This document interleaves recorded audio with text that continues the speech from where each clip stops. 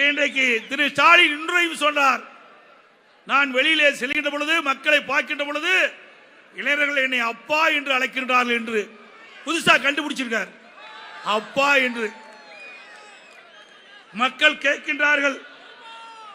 குழந்தைகள்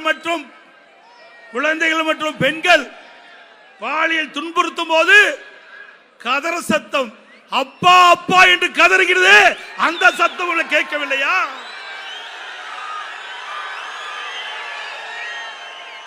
மூன்று வயது சிறுமியில் இருந்து பள்ளியிலே படிக்கின்ற சிறுமி வரை பாலியல் வன்கொடுமைக்கு ஆளாகின்ற பொழுது கதறுகின்ற சத்தம் திரு ஸ்டாலினுக்கு கேட்கவில்லை. அப்பா அப்பா என்று கதறுகிறது.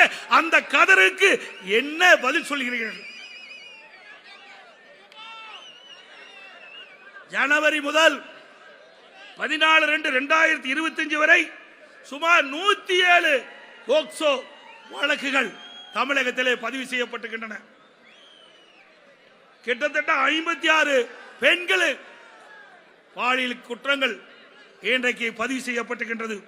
அப்படி என்றால் 2 மாதத்தில் இவ்வளவு சிறுமிகள் 18 வயதுக்கு குறைவானவர்கள் பாலியல் வன்கொடுமைக்கு ஆளாக்கப்பட்டிருக்கிறார்கள் என்று சொன்னால் அந்த கதற சத்தம், அந்த கதறல் சத்தம், அப்பா அப்பா என்று கதறுகின்ற சத்தம் ஸ்டாலின் செவிக்கு எட்டவில்லையா?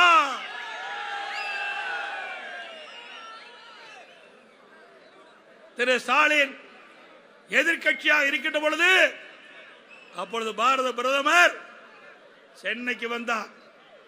அப்பொழுது கருப்பு பலவன் விட்டார். கோ பேக் மோடி என்று சொன்னார். ஆட்சிக்கு வந்தார் திரு ஸ்டாலின். இப்பொழுது வெல்கம் மோடி என்கிறார். எதிர்கட்சியாக இருக்கும் போது கோ பேக் மோடி, கருப்பு பலன் விட்டார், எதிர்ப்பை பிரதிபலித்தார். ஆளுகின்ற கட்சி வருகின்ற பொழுது ஊழல் குற்றச்சாட்டு நிறைந்த காரணத்திலே பயத்திலே வெல்கம் மோடி என்கிறார். அது மட்டுமல்ல, வெள்ளை குடை பிடிக்கிறார். திரு ஸ்டாலின் அவர்களே, உங்களுக்கு வெள்ளை குடை வேந்தர் என்று பெயர் சூட்டினால் பொருத்தமா இருக்கும்.